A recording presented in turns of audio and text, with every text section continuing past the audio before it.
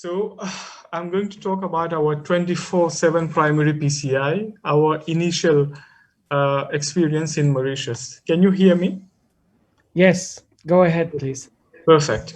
So up till now, whenever a patient of STEMI comes in our hospitals, we used to thrombolize the patient so as to say we stabilize the patient. And then 2 or 3 days after, we uh, we we do the angiography before the patient leaves, and sometimes these patients, they go home, some of them fall, they die, and some of them are put on an angiography list so that we can do angiography later.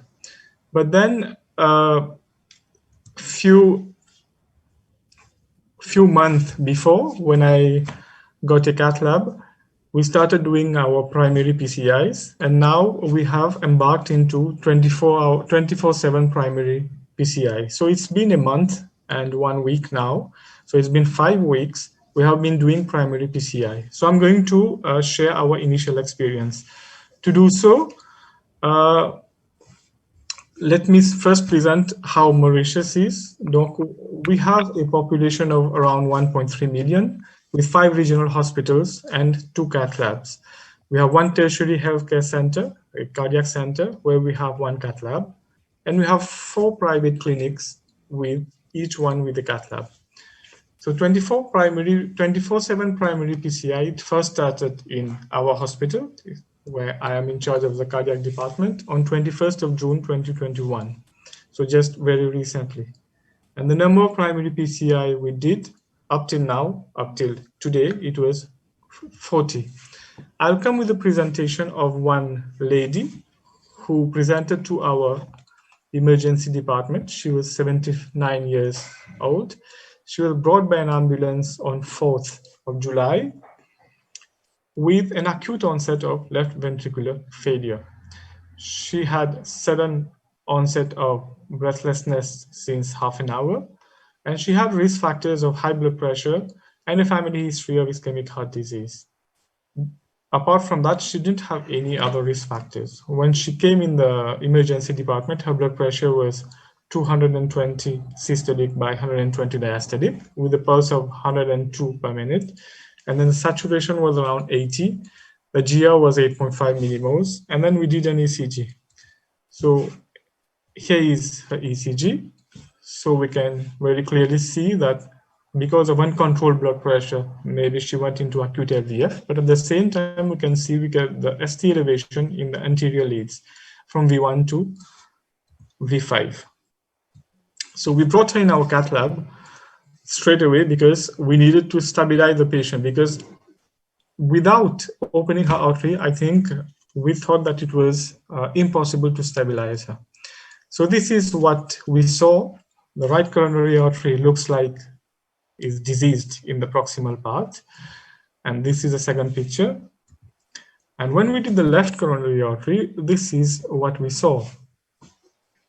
So a circumflex which is almost completely gone, disease from the ostium, and LAD is gone completely. We tried to pass a wire and open the LAD, since on our ECG, the LAD seemed to be the culprit vessel. This is what it looked like initially.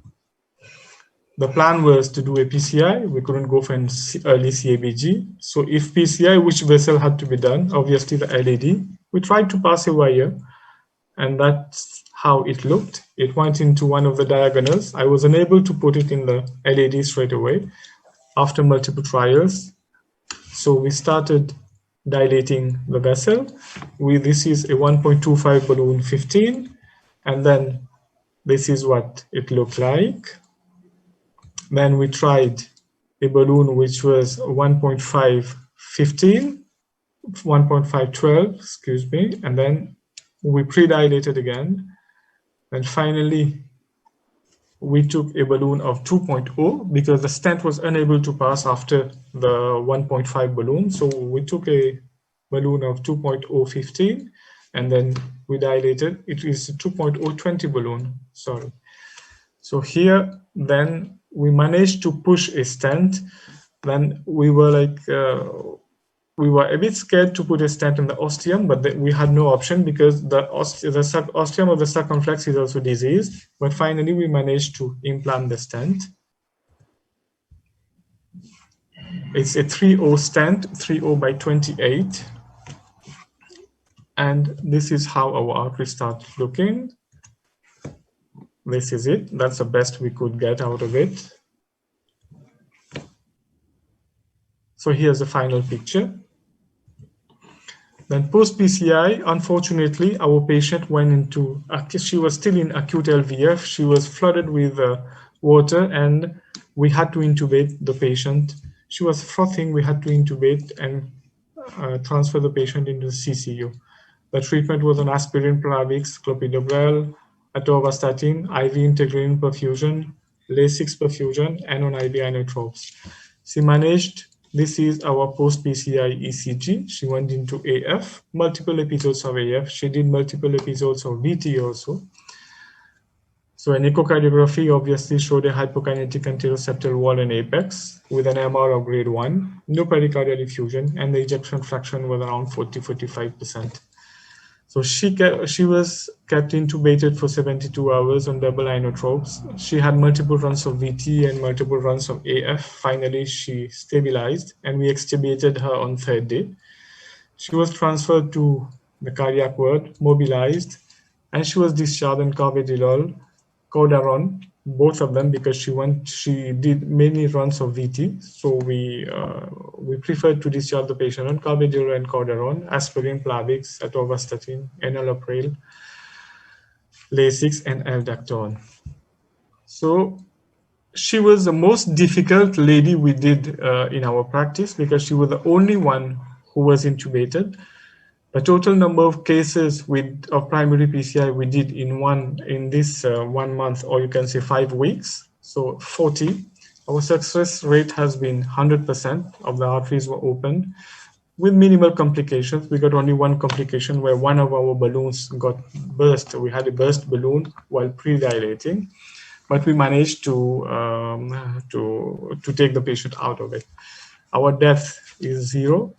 The thrombolytics used since 21st of June 2021 is 0. The EF in almost all of the patients were preserved above 50%. And now our plan is to extend our primary PCI on a 24-hour, 7-hour basis to other existing interventional centers.